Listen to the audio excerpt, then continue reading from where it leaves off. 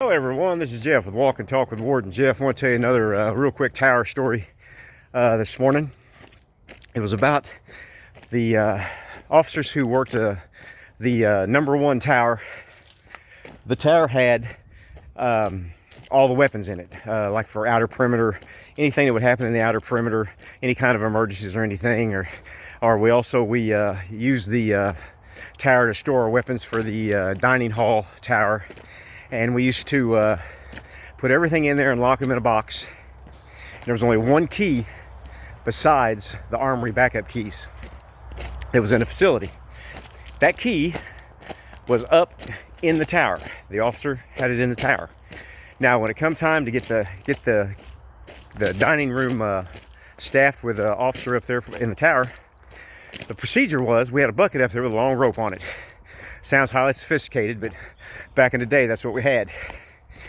We tied the bucket to a long rope and he put the keys inside the bucket, lower it down to an identified officer. He would make sure that the officer was the correct guy to get the key. They would open up the lock downstairs. He would get the gun out, put it in his car, lock the door back, put it back in the bucket, and the officer would bring the bucket back up and secure the key up in the tower. That's the way we did it for a few years until we actually got doors that would click electronically and things like that. That was back in the day when everything was turnkey. You didn't have any electronic stuff. Everything was put the key in the hole and turn it. And that's how we got in and out of places. Well, these officers had worked that same job for quite a while, and they decided that, that's really a lot of work to do all that. So the tower officer, instead of lowering the bucket on the rope, he decided that he would just start dropping the key down to the guy, and the guy'd catch it and go in and keep the key, which was totally against the rules. Keep the key until time to put the weapons back up. So they were running this shortcut to save, 3 or 4 minutes and a little bit of hassle of putting it in and out of the bucket and bringing it in and out of the window. So one day, these guys were pulling the same stunt. They weren't doing their job correctly, and they decided that they didn't even like the fact that he was having to hang on to those keys because they were big keys. It was a big key to open up the door. He said, "I'm just going to start just seeing if I can throw it up there to you." So they had this game for a few weeks. He would throw the keys up to the officer in the window, and he would catch them. No more bucket. They were doing the toss and grab. So just anything to go around the system and to make things easier for you, right? Well, one day the toss and grab didn't work. He was down there and he threw the keys up, threw them a little too hard. Went through the officer's hands, over his head, because he was leaned out the tower, over his head, landed on top of the tower.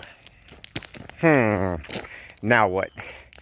We got one set of keys out there to get into the gun room, and they are on top of the tower. Would have you not hated to make that phone call to your supervisor? So reluctantly, the captain gets a call. I was chief of security at the time, and I was actually there on duty. We were all on duty that day. It was during the noon meal. And the captain calls me. He says, "Mage," he said, "we got a problem." I said, "Why? What's going on?" He said, "Well, we don't have the tower keys to number one tower."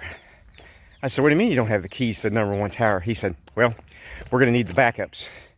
He was actually going to try to get out without telling me and try to get these keys back, on the down low so the mage wouldn't find out.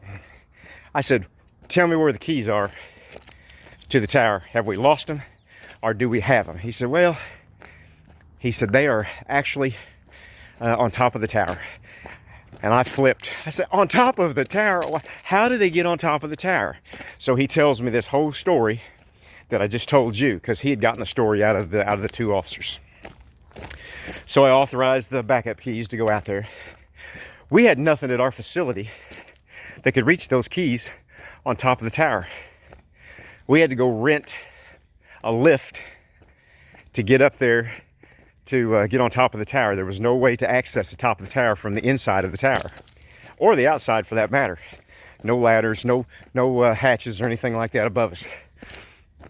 So we had to rent a lift, had to rent an extra long lift because the towers are, you know, they're pretty good. I don't know what the feet are, but they're a pretty good distance in the air. And all we had a few lifts, you know, change lights and things like that, but we lacked about 20 or 30 feet getting to the top. So we had to go rent a lift, which I think cost at that time $300 or $400 just to get the keys off the roof. So needless to say, these two officers went before the Employer Review Board, and of course they had to spill the beans. I mean, there was absolutely no way of lying out of that one when the keys are laying up there on top of the roof. But the funny part of it was when they were inside when they were getting their discipline, well, they turned on each other like a couple of enemies. They was blaming each other. Well, it was just such a stupid throw. Why'd you throw? Why didn't you wait on the bucket? He said, you know you wasn't bringing the bucket down there. We've been doing that for 3 weeks. So they sat there and argued. They argued for a few minutes. Finally, we just kind of let them argue. Me and there was an administrative assistant and another captain was on the Employer Review Board. We just let them argue for a few minutes. Anyway, by the time it was all over with, they finally admitted that both of them was wrong.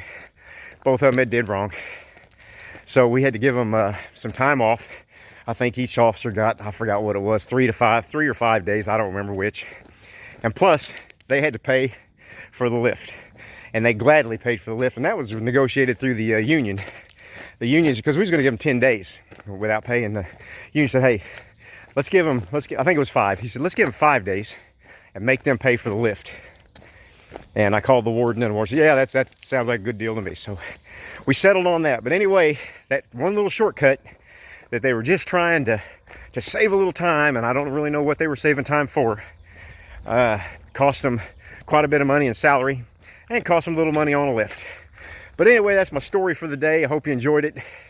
I hope you like, subscribe, and comment on my page. Share it if you wish. I have a lot of other full-length stories here. Check them out if you like prison stories. I hope you have a great day. I'm out.